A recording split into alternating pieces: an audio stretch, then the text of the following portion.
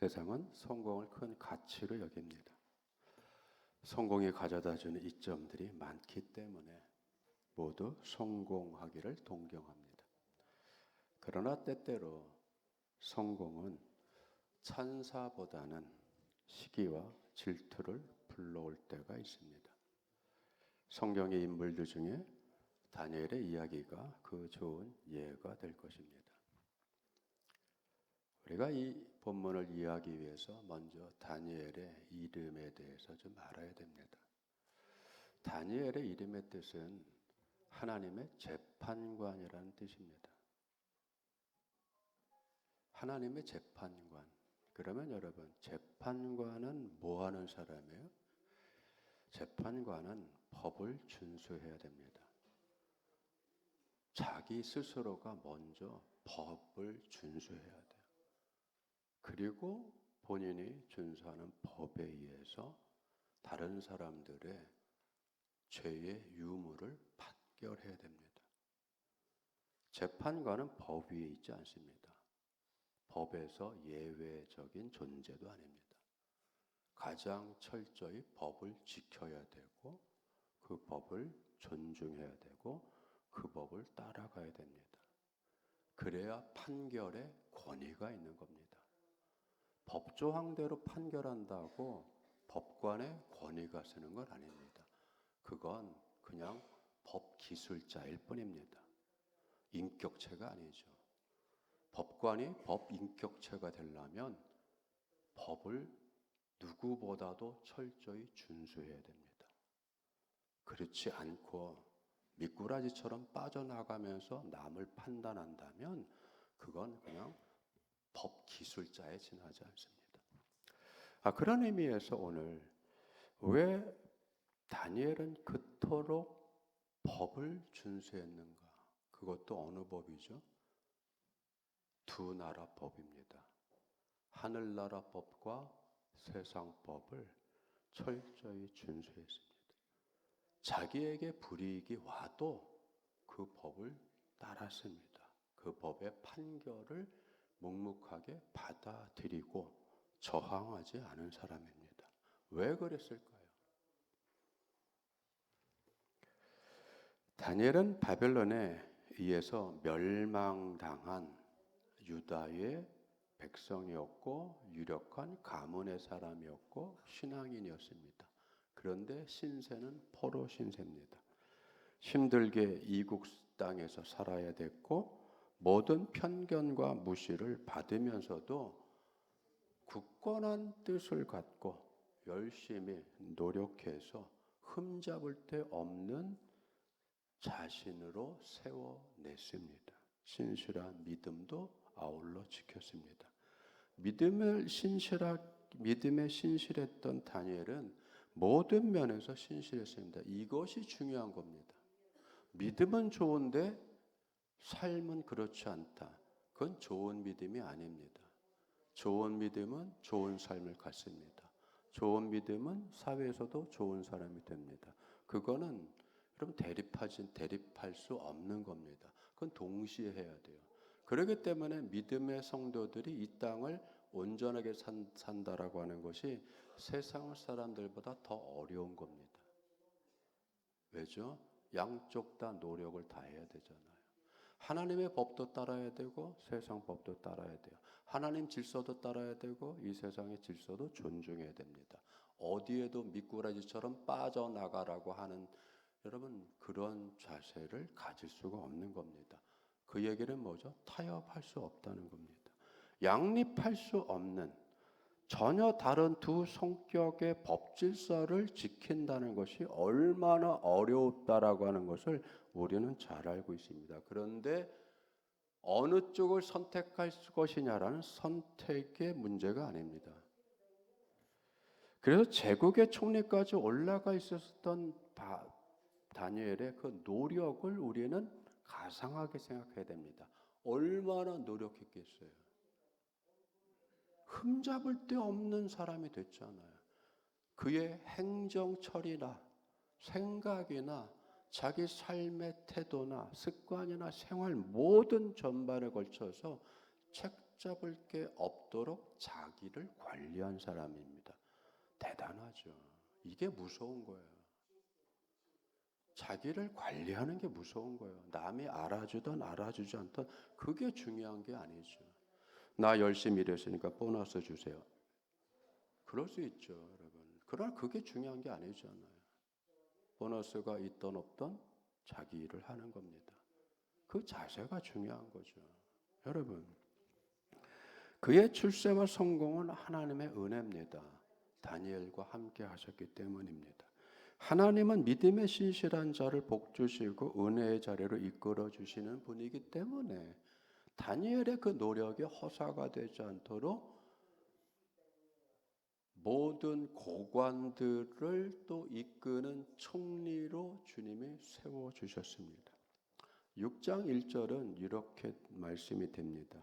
다리오가 자기 뜻대로 고관 120명을 세워 전국을 통치하게 하고 또 그들 위에 총리 셋을 두었으니 다니엘이 그 중에 하나이니라. 그는 고관들로 총리에게 자기의 직무를 보고하게 하여 왕에게 손해가 없게 하려 함이라. 그렇죠, 여러분? 왕에게 손해가 없게 한다는 것은 왕 한 사람을 위한다는 게 아니죠. 나라의 손해가 되지 않도록, 제국의 손해가 되지 않도록, 그 나라 속에 살아가는 많은 다양한 민족들에게 손해가 되지 않은 공평한 행정과 법 질서와 일들을 주관하고 관장하게 했다는 거예요. 사사로운 이익을 가질 수 없는 거죠. 여러분, 그런데 위기가 왔습니다. 잘 나가는 다니엘에게 위기가 왔어요. 왜죠? 유대인 포로였던 다니엘의 성공은 바벨론 또는 페르시아 본토 관리들에게는 시기와 질투의 대상이 될 수밖에 없는 거죠. 더욱 다니엘이 그들보다 뛰어났고 명석했으며 돋보이는 행정력을 발휘했기 때문입니다. 좋은 믿음을 갖는다는 것은 현실 사회 속에서도 좋은 시민이 된다는 것이고, 좋은 회사원이 된다는 것이고, 좋은 학생이 된다는 것이고, 여러분 좋은 사람이 된다는 거예요. 그건 같이 가는 거예요, 여러분. 따로따로 가는 게 아니에요. 허물을 찾을 수 없을 정도로 정직하며 깨끗했어요. 흠을 잡으려고 해도 잡을 흠이 없었습니다. 다니엘이 자신의 업무 영역에서 이토록 흠을 잡을 수 없었던 것은 없는 사람이 된 원인은 무엇이죠? 하나님 앞에 그가 성결하자고 결단하였고 뜻을 뒀고 그것을 실천해 왔기 때문이에요. 이 대목이 중요한 거죠. 우리 모두는 하나님 앞에 신실해야 됩니다. 성도는 이 세상에 뭐죠? 예수님이 말씀했잖아. 너희는 세상의 빛이다. 너희는 세상의 소금이다. 소금을 말씀하실 때는 뭐라고 써요? 그 맛이 변하지 않는다. 맛깔스러운 삶을 살라는 얘기가 아니라 변하면 안 된다는 거죠. 소금의 방점은 짠맛이 아니라 그 짠맛이 뭐예요? 변하지 않는다. 맛이 변하지 않는 거죠. 성도의 맛이 변하지 않아야 되고 그 맛이 변하지 않는, 속된 말로 마탱이가 가지 않아야 되는 거죠. 그렇죠? 때로는 우리는 그런 말을 듣죠. 아유, 마탱이가 가서. 여러분 그렇죠. 변하지 않는 거예요. 빛은 자기를 감출 수 없습니다. 드러내는 거죠. 성도가 뭘 드러내야 되고, 성도는 뭐가 변하지 않아야 되죠? 하나님 앞에 신실함이 변하지 않아야 되고, 진리의 말씀대로 살아가는 그 모습이 드러나야 되는 겁니다. 두 가지죠, 여러분. 드러나야 되고 변하지 않아야 되고. 그 모든 것이 어디를 향한 거죠? 세상을 위해서입니다. 자기를 위하는 게 아니에요, 여러분. 세상의 빛, 세상의 소금은 세상을 위한 빛, 세상을 위한 소금이라는 의미가 그 속에 담겨 있는 거예요, 여러분. 철저하게 다윗이 질투의 대상이 된 것은 그가 믿음에 철저했기 때문이에요, 여러분. 다니엘을 통해서 알 수 있는 것은 이런 거죠. 야, 믿음이 좋으면 어려운 일을 당하는구나. 여러분, 믿음이 좋아서 어려움을 당하는 것은 당연한 거죠, 여러분. 그건 하나님한테 우리가 이렇게 외칠 일이 아닌 거예요. 하나님, 내가 믿음을 가지고 사는데 왜 이렇게 어려움만 생겨요? 당연한 거예요, 여러분. 믿음이 좋으면 어려움이 생기는 거예요. 믿음이 좋으면 사람들한테 미움을 받는 거예요. 그래서 여러분, 미움받을 용기가 필요한 거예요. 우리는 미움받지 않으려고 하잖아요. 오죽했으면 심리학자 아들러가 제발 좀 미움받을 용기를 갖고 살아라고 하잖아요. 오죽하면 여러분, 미움받을 용기를 가져라. 미움받을 용기가 뭐죠? 미운 짓 하라는 게 아니잖아요. 자기 주관을 지키고 자기 철학을 지키고 정직함을 갖고 믿음을 갖고 자신 있게 좋은 소리 들으려고 하지 말라는 얘기예요. 좋은 소리 듣는 게 중요한 게 아니에요.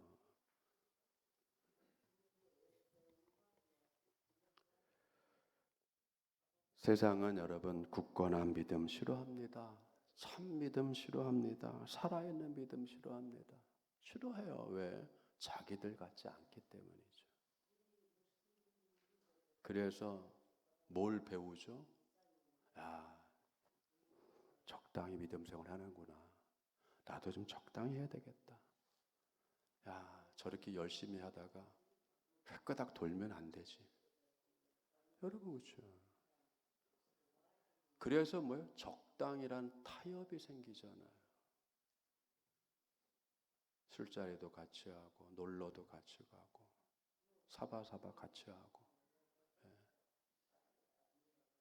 그래서 뭐예요? 좋은 사람 소리 듣죠.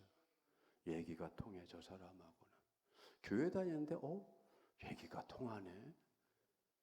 교회 다니는데 술자리 같이 해서 난 편해. 여러분 그 소리 들어서 뭐가 좋아요? 술자리 같이 할 수 있는 편한 사람이라는 소리 들어서 뭐가 좋습니까?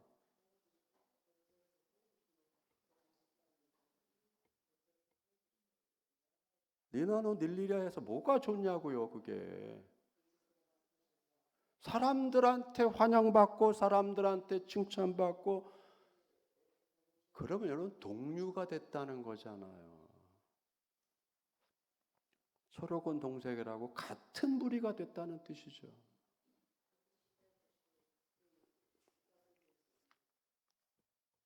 좋은 믿음, 굳센 믿음, 믿음의 정결 이런 것들을 세상은 원하지 않아요.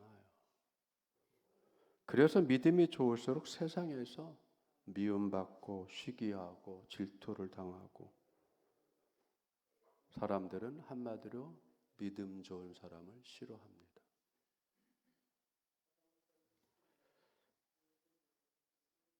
그래서 적당히 하려고 하죠. 다니엘을 통해 믿음이 좋으면 세상에서 어려움을 당한다는 사실을 배운 사람들은 이런 생각을 갖기 쉬운 거예요. 믿음도 적당히 가져야 되겠구나. 굳건한 믿음을 가지면 사람들이 싫어하는 거구나. 세상 살기 어렵게 되는구나. 적당한 믿음은 사람들에게 왜죠? 부담이 없기 때문이에요. 그래서 타협을 하기 시작하는 겁니다. 그런데 다니엘은 그렇지 않잖아요. 왜죠? 그 이름이 하나님의 재판관이잖아요. 타협이 어디 있어요, 여러분? 재판관한테 형량 딜이라는 게 어디 있어요? 수임료를 더 받으면 더 열심히 뛰고 덜 받으면 안 뛰고 그런 게 어디 있어요?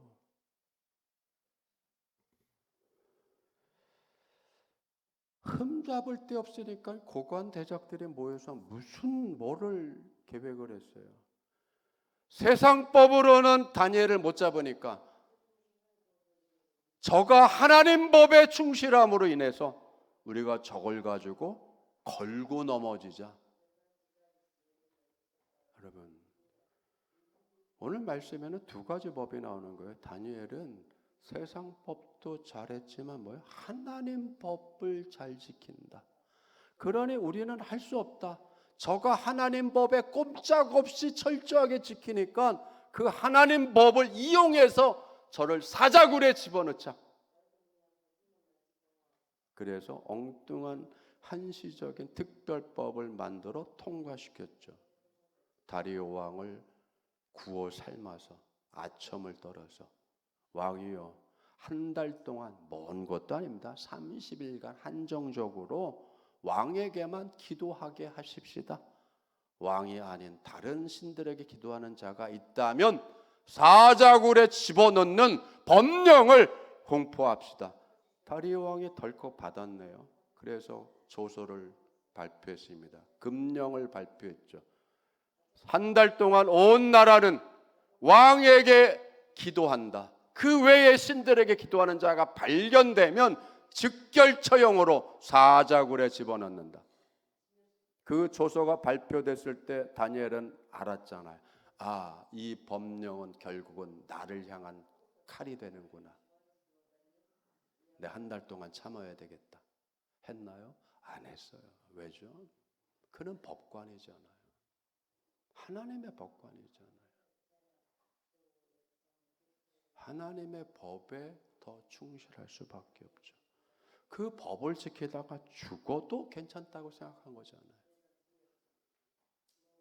여러분, 그렇죠? 자기를 위해서 법을 바꾸는 사람이 아니잖아요. 자기 살자고 법을 바꾸는 사람이 아니잖아요. 그러니까 법이 권위가 없어지는 거예요. 자기를 위해서, 자기 살자고 법 바꾸면 누가 그 법에 순복을 하고 그 법에 누가 순종할 자세를 가져요. 법이 법 같지 않게 됐는데, 다니엘은 여러분 자기에게 겨누어진 그 칼을 피하지 않습니다. 알면서도 어떻게 하죠? 하나님 앞에 더 신실하죠. 이전에 했던 것처럼 하루 3번 기도하고, 숨어서 한 것도 아니죠. 누구나 공공연하게 자기의 삶의 그 스타일을 숨기지 않고, 그래서 발견됐죠. 현장에서 체포됐잖아요. 다니엘이 끌려왔습니다. 왕이요, 변개할 수 없는 조서, 왕도 도장을 찍었고 우리도 도장을 찍어서 만든 금령에 다니엘이 위배됐습니다. 왕이요, 사자굴에 법령대로 집어넣죠. 사자굴에 들어갔잖아요. 다리오 왕이 그때 후회했죠. 이 사람들이 충성스러운 다니엘을 잡으려고 이 엉뚱한 법을 나로 하여금 통과시키게 했구나. 때가 늦었잖아요. 그러나 안타깝게 다리오가 살려보려고 했었는데, 메대와 파사의 법은, 한 번 도장 찍어서 통과시킨 법은 왕도 곤치지 못한다 라고 하는 제국의 규례에 의해서 울며 어쩔 수 없이 다니엘을 사자굴에 집어넣습니다. 여러분, 이게 철저한 믿음이에요. 그렇죠? 이게 올곧은 믿음이에요.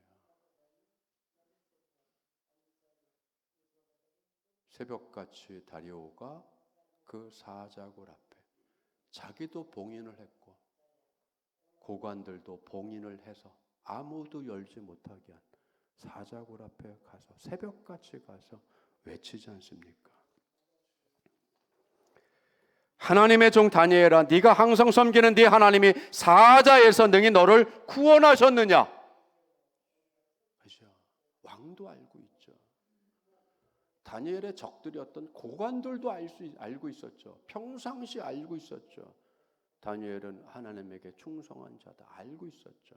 그 하나님의 충성하고 하나님의 신실했던 그 자세가 삶의 영역에서도 신실하고 행정 영역에서도 신실하고 자기 자리에서도 신실해서 사리사욕을 취하지 않고 모든 걸 공정하게 처리해 왔다는 것. 그래서 흠잡으려고 아무리 뒤져도 흠잡을 게 없었다는 것 다 알았죠, 여러분. 이 불의한 사건에 누가 판결을 내리셨죠? 하나님이 내리셨잖아요. 우리는 뭘 믿는 거죠?